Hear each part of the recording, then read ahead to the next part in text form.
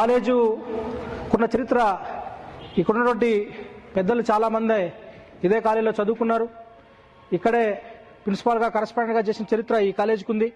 అదేవిధంగా బీటీ కళాశాల అనేది అనీ బెసెంట్ అమ్మ మహాతల్లి ఒక ఉన్నతమైనటువంటి ఆలోచనతో ఈ ప్రాంత ప్రజలంతా కూడా ఉన్నతమైనటువంటి చదువులు చదువుకోవాలని, గొప్పవాళ్ళుగా ఉండాలని చెప్పి ఇక్కడ నిజంగా మన ఇంట్లో మనకేదన్నా మనకు కానీ మన కుటుంబంలో ఎవరికైనా సమస్య వస్తే మనం ఎట్లయితే బాధపడతామో మన ఊరికి సమస్య వచ్చినప్పుడు కూడా మనం అదే విధంగా బాధపడాలి.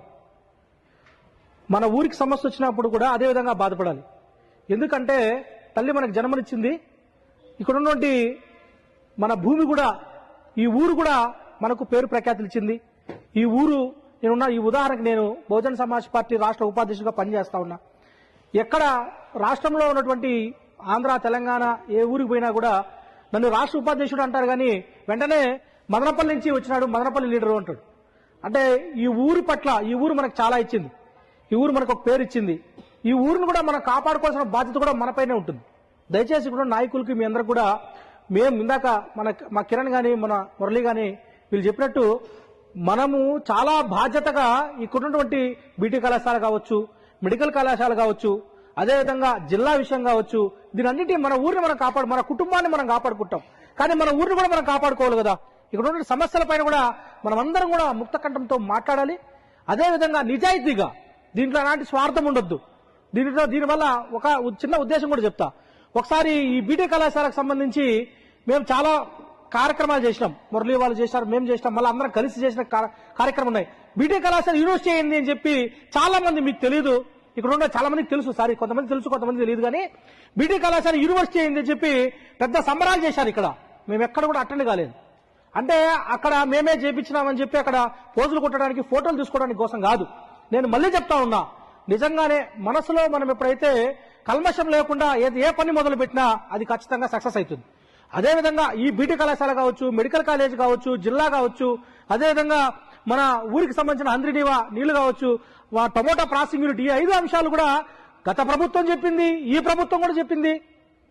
వీళ్ళు ప్రతిపక్షంలో ఉన్నప్పుడు మాట్లాడినారు. ఇవన్నింటినీ కూడా ఫుల్ఫిల్ చేస్తా మన ఏదైతే మదనపల్లికి సంబంధించి మన ఊరిని మనం కాపాడుకోవాలి, ఇక్కడ ఉన్నటువంటి వ్యవస్థలు మనం కాపాడుకోవాలి, ఉన్నతమైన విద్య కావచ్చు, వైద్యం కావచ్చు, ఇలాగా అన్ని రకాలుగా మన ఊరిని మనం కాపాడుకుంటూ ఇక్కడ ఉంటే మనం అందరం కూడా ఏ విధంగా అయితే అనుకుంటా ఉన్నామో ప్రతి ఊర్లో అదే విధంగా అనుకుంటే ఈ ఊరు ముందుకు పోతుంది, సమాజం ముందుకు పోతుంది, దేశం ముందుకు పోతుంది అని చెప్పే ఉద్దేశంతోనే ఇలాంటి కార్యక్రమాలు చేస్తూ ఉంటామని చెప్పి మరొకసారి మీ అందరూ కూడా తెలియజేసుకుంటూ ఇప్పుడు బాస్ నాయకులు, క్షమించాలి, మన బహుజన సేన నాయకులు శ్రీచంద్ర గారిని మాట్లాడాల్సిందిగా కోరుతా ఉన్నాం. మంచి కార్యక్రమాన్ని ఇక్కడ ఏర్పాటు చేసిన మిత్రులు, తమ్ముడు గౌతమ్ కుమార్ గారిని మనస్ఫూర్తిగా అభినందిస్తూ, వేదిక మీద ఉన్న నా తోటి మిత్రులు, సిపిఐ నాయకులు, సిపిఎం నాయకులు, కాంగ్రెస్ పార్టీ నాయకులు, పెద్దలు మునరత్న గారు, వీరందరికీ కూడా పేరు పేరున ధన్యవాదాలు తెలియజేసుకుంటూ, నిజంగా ఈ కాలేజీ బయట వాహనం పార్క్ చేస్తే, కాలేజీ గ్రౌండ్ లో కాలు అడుగు పెడితే ఒక విధమైన ఊళ్ళు పులకరిస్తుంది. ఎందుకంటే ఇక్కడ చదువుకున్నా, ఇక్కడ గాలి తీసినా, ఇక్కడ ఆటకాయ ఆటలాడినా, అల్లరి చేసినా, చదువు ఒక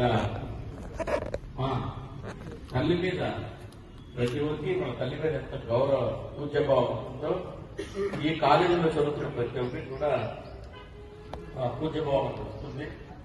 మొన్నటి వరకు కూడా నేను పూర్వ విద్యార్థుల సంఘానికి అధ్యక్షుడిని కూడా పనిచేశాను.